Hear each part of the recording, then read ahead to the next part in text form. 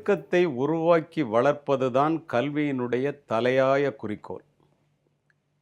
ஒழுக்கத்தை தராத கல்வியும் விளைச்சலை தராத வயலும் வீணானது மட்டுமல்ல, விபரீதமானது. சமுதாயத்தினுடைய வளர்ச்சியும் பெருமையும் தனி மனித ஒழுக்கத்திலிருந்து தான் ஆரம்பமாகின்றது. கல்வியினுடைய பயன் அறிவு, அறிவினுடைய பயன் பண்பாடு, பண்பாட்டினுடைய பயன் ஒழுக்கம் என்று சொல்லுவார்கள். எல்லோருமே ஒழுக்கம் ஒழுக்கம் என்று சொல்லுவதற்கு காரணம் உண்டு. ஒரு மனிதன், இளைஞர்களாக இருக்கட்டும் பெரியவர்களாக இருக்கட்டும், இள வயதிலே புயல் போல வருகின்ற உணர்ச்சிகளை யாரெல்லாம் அடக்கி ஆள கற்றுக்கொள்கிறார்களோ அவர்கள் மட்டுமே பிற்காலத்திலே அமைதியையும் மகிழ்ச்சியையும் பெற முடியும் என்பது உலக வரலாறு.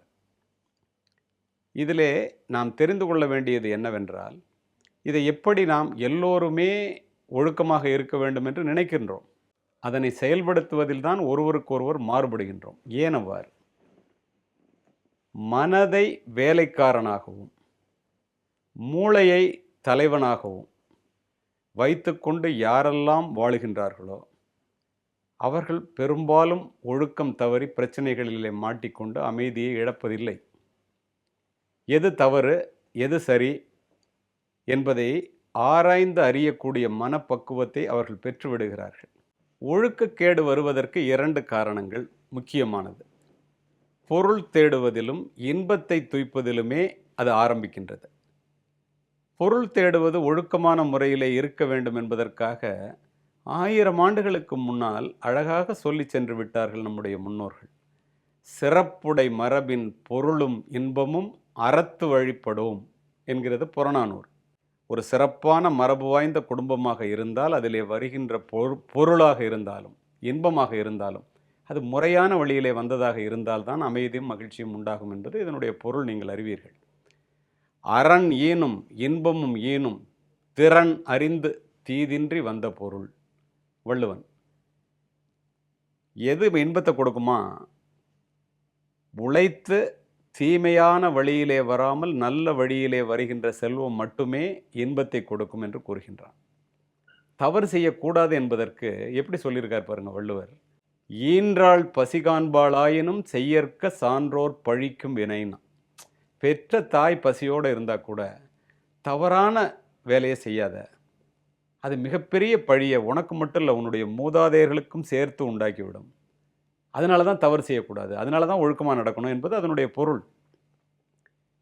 இன்னும் நல்லா சொல்லணும்னா, உழைப்பின் வாரா உரு பெரும் செல்வமும் ஒழுக்கம் இல்லா உயர்பேர் அறிவும் மனச்சான்றில்லா மனமகிழ் போகமும் மனிதநேயமற்ற அறிவியல் வளர்ச்சியும் தியாகம் சிறிதிலா இறை வழிபாடும் நெறியில் நீங்கிய வாணிபம் கொள்கை இல்லா அரசியல் இவை அனைத்தும் வீணே வீணே வீணே என்று சொல்லி சென்று விட்டார்.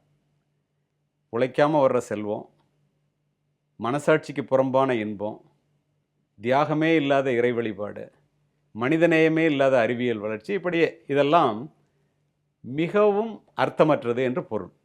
இப்போது பொருள் தேடுவதில் முறையான வழியில் பொருள் தேடுபவர்களாக இருந்தால் மட்டுமே அவர்கள் அமைதியாகவும் மகிழ்ச்சியாகவும் இருக்க முடியும் என்பது இதனுடைய பொருள். நீங்கள் பாருங்களேன், மிகப்பெரிய மனிதன், உழைப்பால் முன்னுக்கு வந்த உத்தமர் என்று சொல்லுவார்கள் அமெரிக்காவிலே, ஆப்ரஹாம் லிங்கன் அவர்கள். ஆப்ரஹாம் லிங்கன் தன்னுடைய மகன் படிக்கின்ற பள்ளியினுடைய தலைமை ஆசிரியைக்கு ஒரு கடிதம் எழுதுகிறார். அந்த கடிதத்தில் அவர் குறிப்பிடுகின்றார், உழைப்பின் மூலமாக வருகின்ற $1 உழைப்பு இல்லாமல் வருகின்ற $100 விட சிறந்தது என்பதை என்னுடைய பிள்ளைக்கும் என் பிள்ளையுடன் படிக்கின்ற பிள்ளைகளுக்கும் தயவு செய்து சொல்லித்தாருங்கள் என்று சொல்லுகின்றார். நாம் அதை உணர வேண்டாமா? சரி, ஒழுக்கம். சமீபத்திலே அமெரிக்காவிலே பல்கலைக்கழகத்திலே ஒபாமா அவர்கள் உரையாற்றி கொண்டிருந்தார். அப்படி அவர் உரையாற்றி கொண்டிருக்கும் போது அமெரிக்க பல்கலைக்கழக மாணவர்களிடம் ஒரே ஒரு கேள்வியை எழுப்பினார். அவர் என்ன கேட்டார்னா, ஒரு 50 ஆண்டுகளாக அமெரிக்காவில் ஒரு பையனுக்கு ஒரு கம்ப்யூட்டர் இருக்குது, ஆனால் இந்தியாவில் 50 பேருக்கு கூட ஒரு கம்ப்யூட்டர் இல்லை, இப்போ தான் கிடைக்குது. ஆனால் இந்தியாவிலேருந்து வருகின்ற ஒரு சத்யா நாதல்லா என்ற ஒரு இளைஞன் மைக்ரோசாஃப்டினுடைய சிஇஓவாக இருக்கிறான் தலைமை பீடத்திலே. தமிழகத்திலிருந்து வருகின்ற ஒரு சுந்தர் பிச்சை என்பவன் கூகுளினுடைய சிஇஓவாக இருக்கின்றான். இவ்வளவு வாய்ப்பு வசதிகள் இருந்த அமெரிக்கர்களால் அந்த தலைமை பொறுப்பை அடைய முடியவில்லையே, ஏன் என்று கேள்வி எழுப்பினார். எல்லோரும் வியந்து போய் அமைதியாக அப்படியே உட்கார்ந்திருந்தனர். இந்தியாவிலிருந்து அமெரிக்காவிற்கு சென்று அமெரிக்க குடியுரிமை பெற்ற ஒரு ஆசிரியை மேடைக்கு சென்று, ஒபாமா அவர்களே, நீங்கள் அனுமதி அளித்தால் அதற்குரிய காரணத்தை நான் கூறுகின்றேன் என்று அவர் கேட்டார். அனுமதி உடனே வழங்கப்பட்டது. அந்த ஆசிரியை என்ன சொன்னார் தெரியுமா நண்பர்களே? மேடையில் ஏறி, அமெரிக்காவிலே ஆசிரியர்களும் பெற்றோர்களும் பிள்ளைகளுக்கு கல்வியை மட்டும் சொல்லித் தருகிறீர்கள். ஆனால் எங்கள் இந்தியாவிலே, குறிப்பாக தமிழகத்திலே, ஆசிரியர்களும் பெற்றோர்களும் பிள்ளைகளுக்கு கல்வியோடு சேர்த்து ஒழுக்கத்தையும் சொல்லித் தருகிறார்கள். இதை அவர்கள் தொடரும் வரை எங்களுடைய மாணவர்களை உங்களுடைய மாணவர்களால் ஜெயிக்க முடியாது, விஞ்ச முடியாது என்று கூறினார். அரங்கமே கைத்தட்டி அதிர்ந்து போகும் அளவிற்கு கைத்தட்டினார்கள் அமெரிக்கர்கள். இதுதான் நம்முடைய ஒழுக்கத்தினுடைய பண்பாடு. பாரத நாடு பழம்பெரும் நாடு, நீர் அதன் புதல்வர் என்ற நினைவகற்றாதீர்.